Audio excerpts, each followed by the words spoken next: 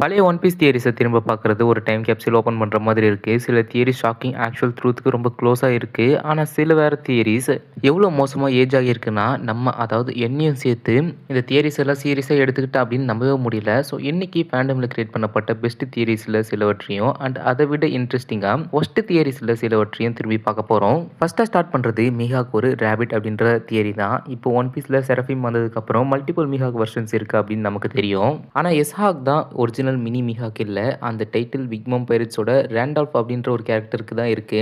இதுல starting point ரேண்டால்ஃப் தான். So big மம்மோட எல்லா ஹோமிஸும் பார்த்தா ரேண்டால்ஃப் ரொம்ப டிஃப்ரெண்ட்டாக ஸ்டாண்ட் அவுட் ஆவான். அண்ட் மோஸ்ட் ஹோமிஸ் கூஃபியாகவும் ஓவர் எக்ஸாஜரேட்டடாகவும் அதே போல் கார்ட்டூனிஷாகவும் இருப்பாங்க. ஆனால் கொஞ்சம் யூஸ்லெஸ்ஸாகவும் கூட இருப்பாங்க. ஆனால் ரேண்டால்ஃப் மட்டும் அன்யூஷுவலி சீரியஸாக இருக்கிற ஒரு ரேபிட் மேன். அவன் ஒரு பிளேடை ரொம்ப இம்ப்ரெசிவ் ஸ்கில்லோட யூஸ் பண்ணுவான். அது மட்டும் இல்லாமல் ஒரு கிரேன் மேலே உட்காந்து பேட்டிலுக்கு ஒரு நோபல் நைட் மாதிரி வருவான். அவனோட டெக்னிக்ஸும் ஒரு ஆர்டினரி ஹோமி கிட்ட இருந்து எக்ஸ்பெக்ட் பண்ணுற லெவலை விட ரொம்ப ஹையாக இருந்துச்சு.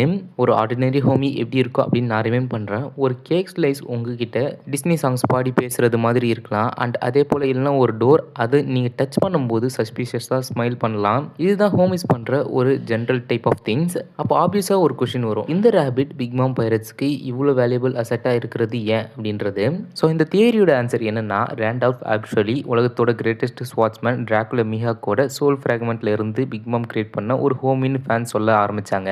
இன்னைக்கு இந்த ஐடியா ரொம்ப கிரேசியாக தெரியும். எஸ்பெஷலி மிஹாக் அண்ட் பிக் மாம் இவங்க ரெண்டு பேரும் எவர் மீட் பண்ணாங்களா அப்படின்ற ஒரு எவிடன்ஸ் கூட ஒன் பீஸில் காமிக்கல. ஆனால் அந்த டைம் பீரியடை நம்ம ரிமெம்பர் பண்ணணும். அப்போ பிக் மாம்க்கு இன்னைக்கு இருக்கிற மாதிரி இமேஜ் இல்லை. இப்போ அவங்க கொஞ்சம் ஜோக்கு கேரக்டர் மாதிரி தெரிஞ்சாலும் பிக் மாம் இந்த வேர்ல்டோட அன்டிஸ்பியூட்டட் காட் லெவல் த்ரெட் மாதிரி இருந்திருக்காங்க. ஸோ உலகத்தோட கிரேட்டஸ்ட் ஸ்வாட்ச்மேன் கூட பிக் மாமை சீரியஸாக எடுத்திருக்கணும் அப்படின்னு ஃபேன்ஸ் திங்க் பண்ணுறது கம்ப்ளீட்லி இம்பாசிபிள் இல்லை. மேபி பாஸ்டில் ரெண்டு பேரும் மீட் பண்ணியிருக்கலாம். ஒரு கான்ஃப்ளிக்ட் வந்தப்போ மிஹாக் அதை சால்வ் பண்ண அவரோட சோல்ல இருந்து ஒரு ஸ்மால் ஃப்ராக்மெண்ட்டை பிக் மாம் யூஸ் பண்ண கொடுத்துருக்கலாம் அப்படின்னு தியரிஸ் டெவலப் ஆயிடுச்சு. ஸோ நான் சொல்கிறது பல மேஜர் கேரக்டர்ஸ்க்கு அவங்க கரியரில் இந்த மாதிரி பிளாக் மார்க் இருக்குது. எக்ஸாம்பிளுக்கு crocodile ஒயிட் பெட் கிட்ட தோத்தது இல்லை கைடோ ஸ்ட்ராங்கஸ்ட் கிரியேச்சராக ஆகிறதுக்கு முன்னாடி ஷாங்ஸ் கிட்ட தோத்துருக்கலாம் அப்படின்னு ஃபேன்ஸ் டிஸ்கஸ் பண்ணுறாங்க. இந்த மாதிரி மிஹாக்குக்கும் அவனோட ரைஸ்க்கு முன்னாடி சில லாசஸ் இருந்திருக்கலாம் அப்படின்னு யோசிக்கிறது அவ்வளோ கிரேசி இல்லைல்ல. பேசிக்கலி ஒரு நாள் நீ ஒரு கிரேசி சோல் பேஸ்டு உமனை மீட் பண்ணுற, அப்போ மிஹாக்கு மேபி தோணி இருக்கலாம் இந்த மெட்டல் இங்கே ஒர்க் ஆகாது அப்படின்னு.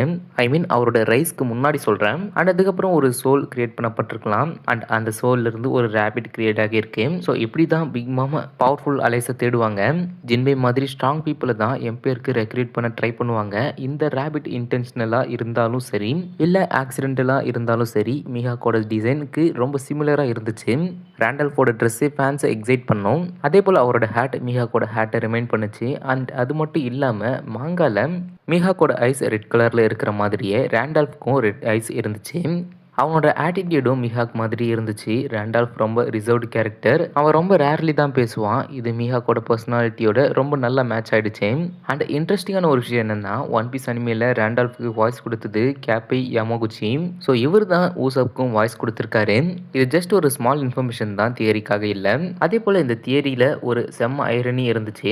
என்ன அப்படின்னு பார்த்தீங்கன்னா, இந்த லைவ் ஆக்ஷனில் நம்ம மிஹாக் வந்து ஒரு டைலாக் சொல்லியிருக்காரு, நான் வந்து இந்த ரேபிட்ஸ் எல்லாம் கேனன் வச்சு அட்டாக் பண்ண மாட்டேன் அப்படின்னு சொல்லியிருக்காரு. எங்கே அப்படின்னு பார்த்தீங்கன்னா, பரேட்டே ஆர்க்கில் நம்ம ஜோரோ கூட ஃபைட் பண்ணுவார் இல்லை மிஹாக், அந்த ஒரு இடத்துல தான் இந்த ஒரு டைலாக் சொல்லியிருக்காரு.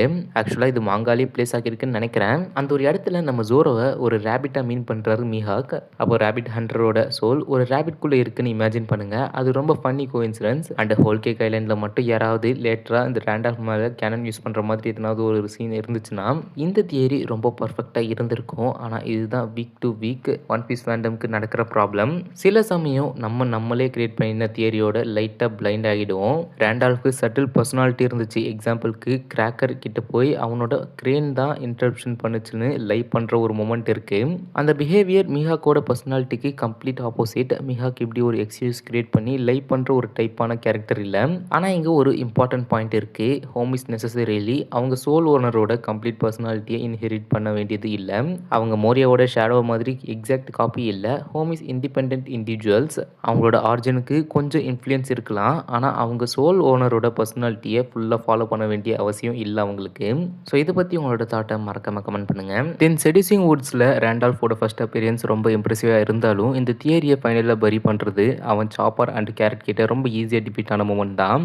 அதுக்கப்புறம் தான் ரேண்டால்ஃப் ஆல்மோஸ்ட் கம்ப்ளீட்லி பேக்ரவுண்டுக்கு போயிட்டான். திரும்பி ரெலவென்ட்டா வரவே இல்ல. அது கொஞ்சம் டிசப்பாயிண்டிங் தான். ஏன்னா மிஹாக் தியரி கரெக்ட் இல்லன்னு தெரிஞ்சாலும், ரேண்டால்ஃப் எனக்கு பர்சனலி பிக் மாம் பைரேட்ஸ்ல பிடிச்ச கேரக்டர்ஸ்ல ஒண்ணு. இந்த வீடியோ பார்க்குற நெறைய பேர் அப்போ நம்ம இந்த கம்பேரிசன் பண்ணது ரொம்ப கிரேசின்னு நினைக்கலாம். இந்த வீடியோ பார்க்குற நீங்க இது ஒரு ஜஸ்ட் ஹேட் தானே, இதுல இருந்து எப்படி இவ்வளோ பெரிய கன்க்ளூஷனுக்கு வந்தீங்க அப்படின்னு நீங்க கேட்கலாம்.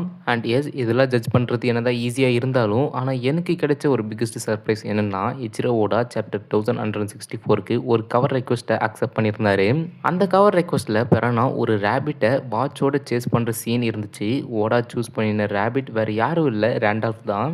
இதுல இன்னும் இன்ட்ரெஸ்டிங் என்னன்னா, பெரானா ரேண்டால்ஃபை சேஸ் பண்றதுக்கான ரீசன் என்னன்னா, அவளுக்கு அந்த ரேபிட் மீஹாக் மாதிரி தெரியுது. இது 2 பாசிபிலிட்டிஸை ஓப்பன் பண்ணுது. ஒன்னு இந்த தியரிக்கு இன்னும் ஒரு டைனியான சான்ஸ் கொடுக்குது.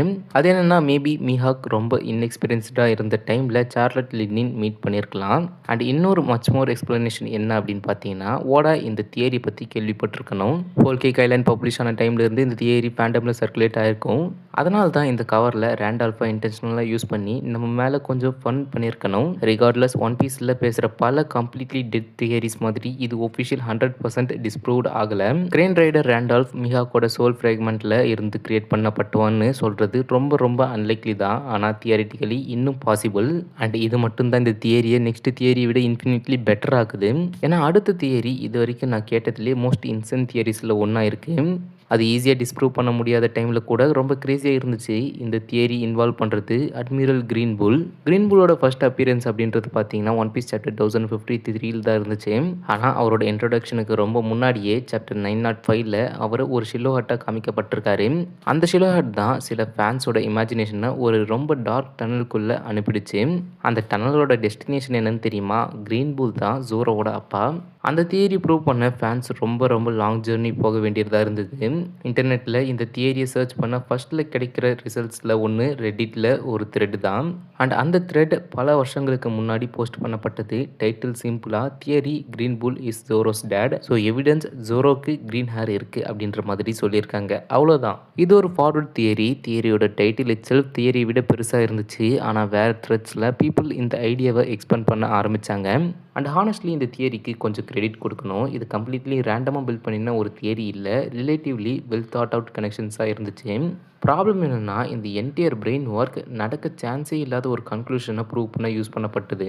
ஏன் அப்படின்னா, ஆஃப்டர் ஆல் ஒன் பீஸில் இருக்கிற ஒரு மெரைன் அட்மிரல் ஸ்டார்ஸ் பைரட்ஸோட ஸ்வாட்ச்மேனான ஜோரோவோட ஃபாதராக இருக்கணும் அப்படின்றதுக்கான அவசியம் ஏன்? வெல், இதுக்கான எக்ஸ்ப்ளனேஷன் என்னன்னா, வானோ ஸ்டோரி ப்ராக்ரஸ் ஆகும்போது ஜோரோவோடைய ஆன்செஸ்டர் பற்றி மோர் இன்ஃபர்மேஷன் ரிவீல் ஆகிடுச்சு. அப்போ ஃபேன்ஸ் சில ஸ்ட்ரேஞ்ச் கோயின்சிடென்ஸை நோட்டீஸ் பண்ண ஆரம்பித்தாங்க.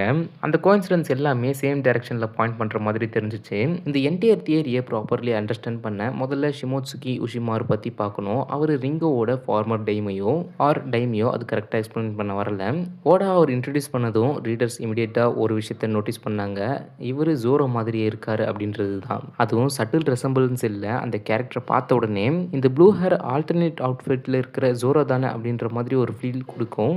நாமியும் விவியும் எப்படி ஆல்டர்னேட் ரெசம்பிளன்ஸ் மாதிரி இருப்பாங்களோ அதே மாதிரி உஷிமாருவும் ஜோரோவும் அப்பியரன்ஸில் மட்டும் இல்லாமல் உஷிமாருக்கும் ஜோரோவுக்கும் ஒரு அன்மிஸ்டேக்கபிள் மாஸ்டர் ஸ்வாட்ஸ்மேன் ஆரா இருந்துச்சு.